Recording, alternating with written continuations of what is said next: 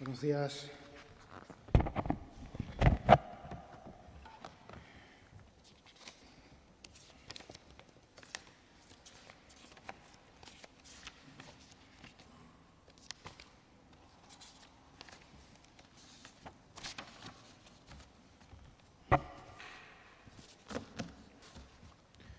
Bueno, cámaras, ¿estáis todos bien ya?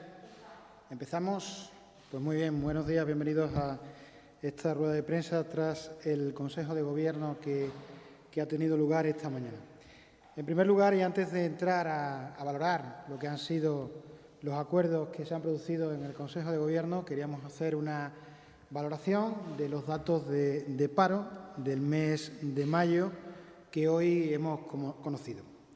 El paro baja en el mes de mayo en 4.722 personas en Extremadura y en el último año hay 17.984 personas menos desempleadas en nuestra región.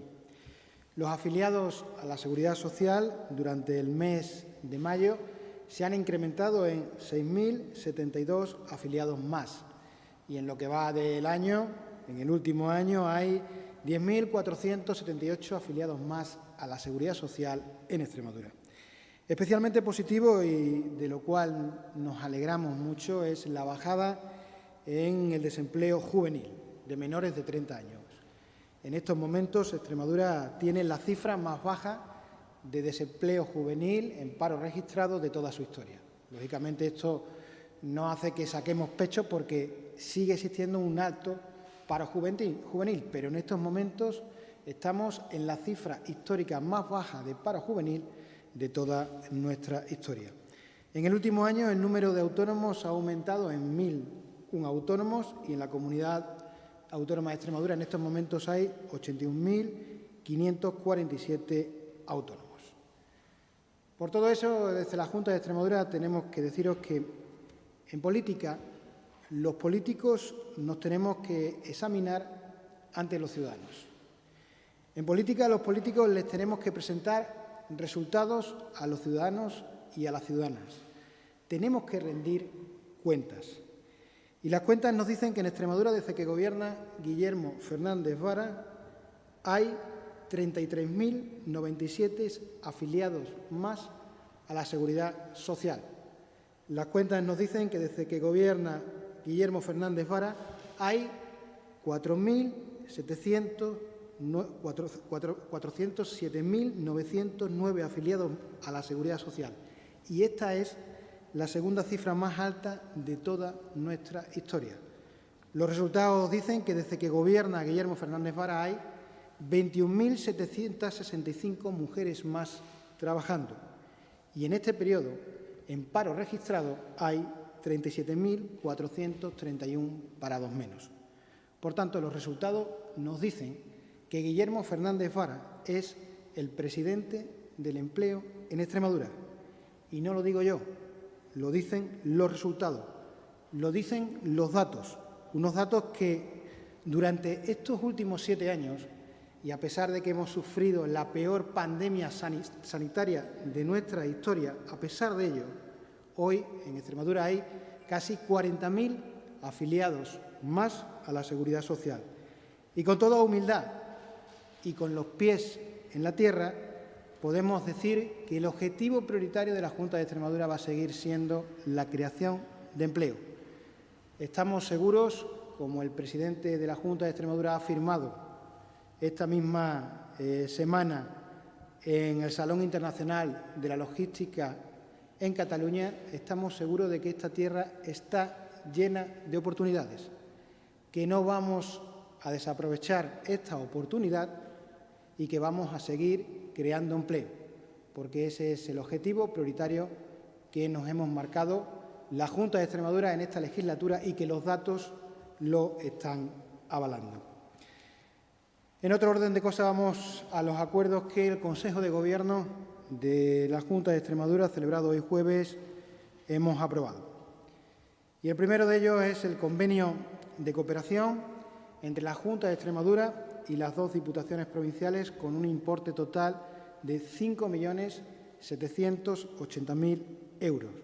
Estamos hablando del convenio, en primer lugar, para el mantenimiento de puestos de secretaría e intervención en algunos ayuntamientos, y el segundo de ellos es en materia de coordinación y colaboración de políticas en materia de mancomunidades integrales de municipios, que ese concretamente está dotado con 5.180.000 euros y que va a ser para las anualidades 22 y 23.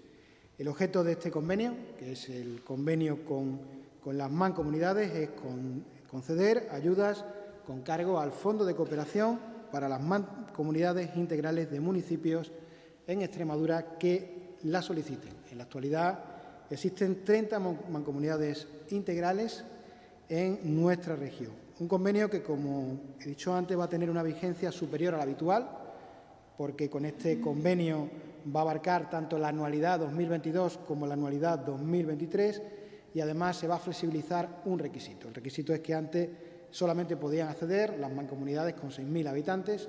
Ahora mismo, al flexibilizar este requisito, también pueden acceder a este fondo las mancomunidades a partir de 4.000 habitantes. Estos dos convenios que hoy hemos aprobado, el de mancomunidades, como digo, con una dotación de más de 5 millones de euros, es un ejemplo más del esfuerzo que la Junta de Extremadura está haciendo con sus alcaldes y con sus alcaldesas. Para entender la vertebración del territorio en Extremadura, es necesario entender el esfuerzo que el municipalismo ha hecho en esta región en los últimos años.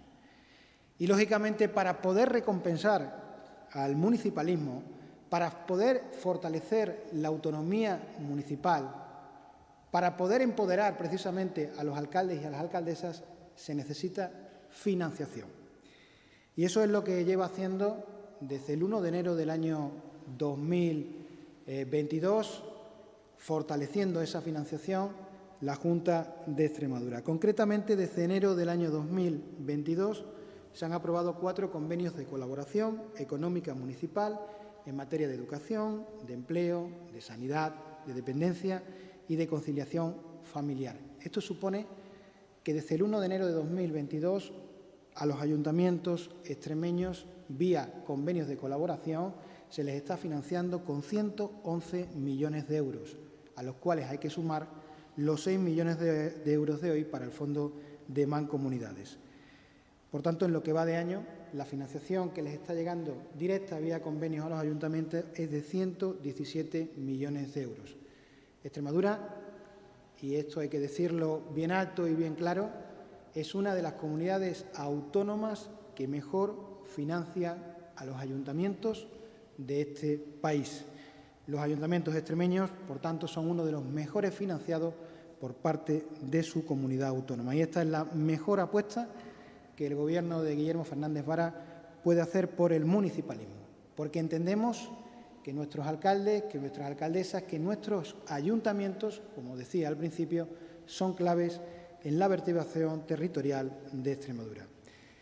El Consejo de Gobierno de hoy también ha aprobado un convenio por el que se formaliza una transferencia específica de carácter plurianual a favor de la Fundación Fundecit, Parque Científico y Tecnológico de Extremadura, para financiar la creación, equipamiento y puesta en marcha del Centro Ibérico de I+D en almacenamiento de energía que va a ir en la ciudad de Cáceres. En concreto, el objeto del convenio es financiar los costes de creación, equipamiento y puesta en marcha del Centro Ibérico de Investigación en Almacenamiento Energético que, como digo, irá en la ciudad de Cáceres. Como ya saben, el Plan de Recuperación, Transformación y Resiliencia traza la hoja de ruta para la modernización de nuestra economía y la creación de empleo para una reconstrucción económica sólida. Y entre esos objetivos se enmarca precisamente la creación del Centro Ibérico en Almacenamiento de Energía, que contribuirá precisamente a resolver esos retos científicos y tecnológicos. Quiero ponerles en antecedentes, como bien saben, y si no los recuerdo, el Ministerio de Ciencia e Innovación firmó un convenio que se publicó en el BOE con el Centro de Investigaciones Energéticas, la Junta de Extremadura y Fundecit para la realización de las actuaciones necesarias para la creación, equipamiento y puesta en marcha de dicho centro. Y en virtud de ese convenio, el Consejo de Gobierno de hoy aprueba precisamente estos 5 millones de euros. Con este convenio, la Junta de Extremadura aporta de fondos propios divididos en 2 anualidades esos 5 millones para la puesta en marcha de este centro en Cáceres. La inversión total son de cerca de 58 millones de euros y el Ejecutivo Regional pone 16,6 millones de euros para la creación, de los que se incluyen precisamente estos 5 que hoy hemos aprobado en Consejo de Gobierno. Decirles que la contratación de personal para este centro ya está en marcha y, de hecho, ya se han contratado a los 4 directores científicos que tendrá el centro. Y, además, y según recoge el convenio que se firmó con el Ministerio, se compromete a finalizar la construcción y equipamiento del centro antes del 1 de diciembre del año 2023. En la actualidad ya se han licitado 4 oficinas técnicas para la elaboración y gestión de las licitaciones de equipamiento científico y la reacción y ejecución de obras, 2 para equipamiento y otras 2 para las actuaciones urbanísticas. Y también, según nos dice el propio Ministerio, en las próximas semanas serán publicadas las primeras licitaciones de equipamiento científico y está previsto que a finales del mes de junio o principios de julio se licite la redacción de proyectos y obras del centro que irá en la ciudad de Cáceres. Por último, informarles que en el Consejo de Gobierno hemos visto las líneas generales, tal y como se comprometió la vicepresidenta segunda, de lo que va a ser el programa Marco Operativo de Fondos de Cohesión 2021-2027. Como bien saben, Extremadura para este periodo dispondrá de 2.725 millones de euros, 500 millones más que en el anterior periodo, y a partir de hoy, desde la Junta de Extremadura, esta información la enviaremos a los grupos políticos, a los grupos parlamentarios y a los agentes sociales y económicos para que reunirnos próximamente con ellos y, en el caso de los grupos parlamentarios, para llevarlo a la subcomisión de fondos europeos que se producirá el próximo 10 de junio y donde se presentará estas líneas generales del programa Marco Operativo 2021-2027. Me pongo a vuestra disposición por si tenéis alguna pregunta.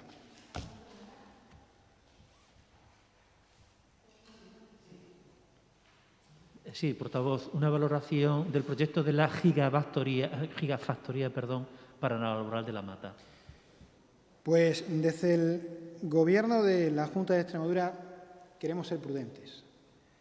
Por tanto, hasta que no tengamos una notificación oficial de los inversores, no vamos a realizar un pronunciamiento. Yo creo que si esto es verdad, es la noticia de nuestras vidas, pero queremos ser prudentes desde la Junta de Extremadura.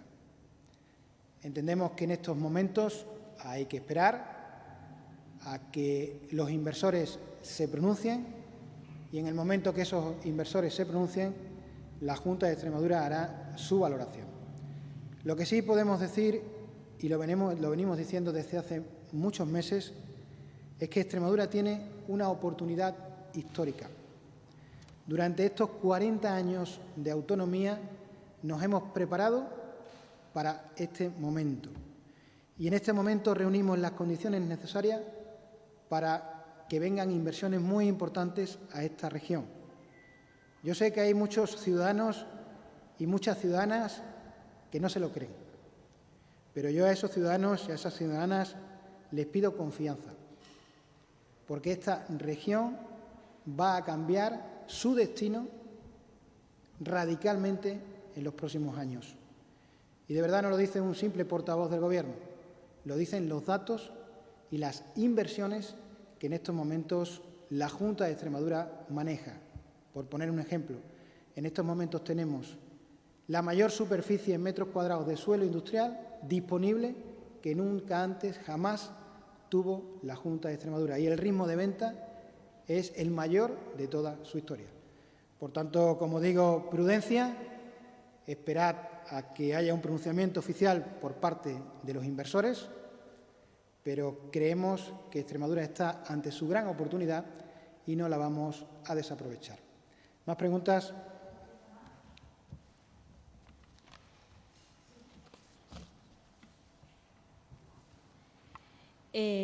Al hilo de este proyecto, ¿sería ya viable por parte de la Junta de Extremadura dar el ok a la mina de Valdeflores, ya que es subterránea? La mina de Valdeflores, como bien saben, y lo ha repetido el presidente de la Junta de Extremadura, la competencia la tiene el Ayuntamiento de Cáceres. Y cuando se habla de una mina subterránea, sí o no, nosotros lo que queremos ver es el proyecto, porque hasta ahora no hay ningún proyecto de mina subterránea registrado. Ahora mismo lo que hay registrado en la ciudad de Cáceres es el proyecto que todo el mundo conoce.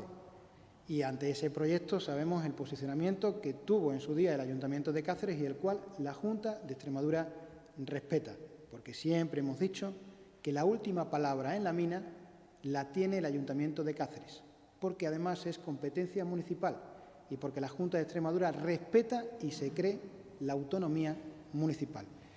Y cuando haya un proyecto sobre la mina de manera subterránea, como parece ser que se está estudiando, pues será el momento procesal oportuno de hacer una valoración. Pero es que en estos momentos no hay ningún proyecto registrado de mina subterránea. ¿Más preguntas? Yo quería preguntarle por el bono de alquiler joven. Parece que el Gobierno central ya está empezando a hacer los ingresos a las comunidades autónomas. Si hay alguna novedad al respecto de cuándo se van a poder pedir ese bono de ayudas para el alquiler joven. No tengo en estos momentos el dato actualizado del comportamiento del bono de alquiler joven. En su día, en rueda de prensa aquí, hicimos una valoración. Creemos que era muy importante porque, además, en Extremadura el bono de alquiler joven influye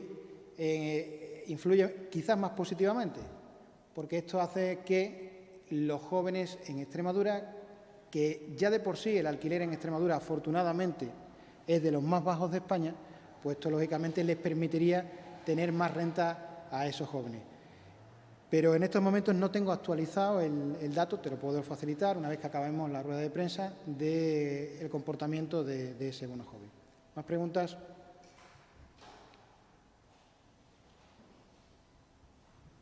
Buenas tardes, portavoz. Sobre el proyecto de gigafactoría en Navalmoral, ¿qué condiciones extraordinarias o por encima de otras posibles candidaturas reúne Navalmoral para que una multinacional china y una otra multinacional española como Acciona hayan puesto sus ojos en espacio Navalmoral? Vuelvo al principio y entenderme. Cuando haya un posicionamiento oficial del grupo inversor, en ese momento la Junta de Extremadura hará la valoración oficial. En este momento lo que podemos decir es que desde hace tiempo nosotros estamos haciendo un esfuerzo muy importante para intentar que Extremadura sea una región atrayente para las inversiones. Y eso es gracias a la estabilidad política de los gobiernos de Guillermo Fernández Vara. Nosotros en los últimos tiempos hemos dado un giro, y el giro se llama en que la Administración antes trabajaba por departamentos estancos. Hoy día la Junta de Extremadura trabaja en base a proyectos comunes. Trabajar en base a proyectos comunes hace que las localizaciones del suelo industrial, los procesos de formación profesional que necesitan ese suelo industrial, la problemática que vaya derivado de permisos medioambientales, todo se trabaja al unísono. Y cuando viene un proyecto inversor, la Junta de Extremadura le da una respuesta al unísono a todas las demandas que ese proyecto inversor tiene. Y esto, que parece tan fácil, pero que es tan difícil en la Administración pública, lo está haciendo la Junta de Extremadura. Y esto es una ventaja competitiva con muchísimas comunidades autónomas de España. Y esto es lo que de verdad, nos está haciendo atrayente a muchas inversiones. Porque, como la habéis escuchado muchas veces decir al presidente de la Junta, aquí los inversores ya no vienen pidiendo subvenciones. Aquí lo que vienen pidiendo es que les agilicemos los papeles administrativamente.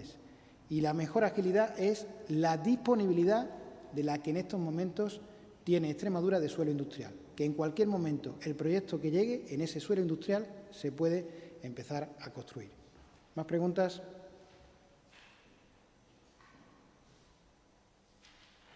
Buenos días. Voy a tener que insistir sobre el proyecto de Navalmoral de la Mata.